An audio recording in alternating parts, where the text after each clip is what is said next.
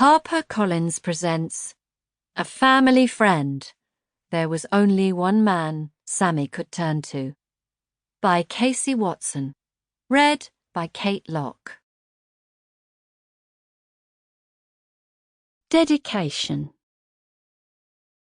I dedicate this book to all my readers who have ever been in care.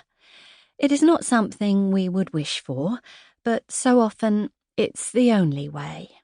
I know many of you had your lives transformed by a caring foster family, but some have had less positive experiences. I hope that you can find strength when looking back and continue to live happy and fulfilling lives, and that if you're ever in a dark place, you'll reach out and talk to someone, because there is always somebody who wants to listen. Sending love. Casey. Kiss. Chapter 1. I've been in some locations and situations when I've missed fostering phone calls over the years, but whizzing down a hill with my little grandson on a giant plastic frisbee was definitely a first. So when I felt my mobile phone start to vibrate in my pocket that morning, my first thought wasn't about whether it might get damaged. It was safely tucked away in an inside pocket, after all, but whether the caller would ever guess that my "I can't answer right now" voice message was because I was out doing a bit of extreme sledging. I was, after all, 57. But one thing was a given. I really couldn't answer. "Hang on tight," I told my grandson Carter. "This could get messy."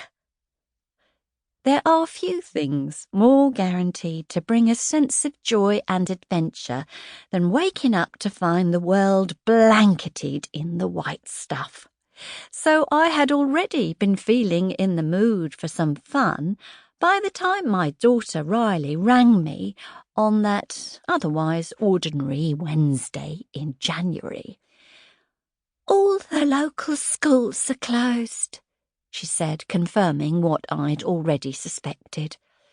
With a good few centimetres of the stuff having fallen overnight, way more than had been forecast, there was little doubt in my mind that today would be a snow day, not least because it was odds on that half the teachers wouldn't have been able to get into work.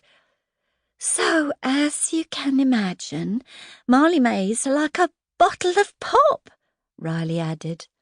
"And as Lauren has to work," she said, Lauren being my daughter-in-law, my son Kieran's wife, "I said I'd look after Dee and Carter for her too. Do you fancy a couple of hours making snow angels and sledging?" A couple of hours playing in the snow with my daughter and grandkids? Obviously, I didn't need asking twice.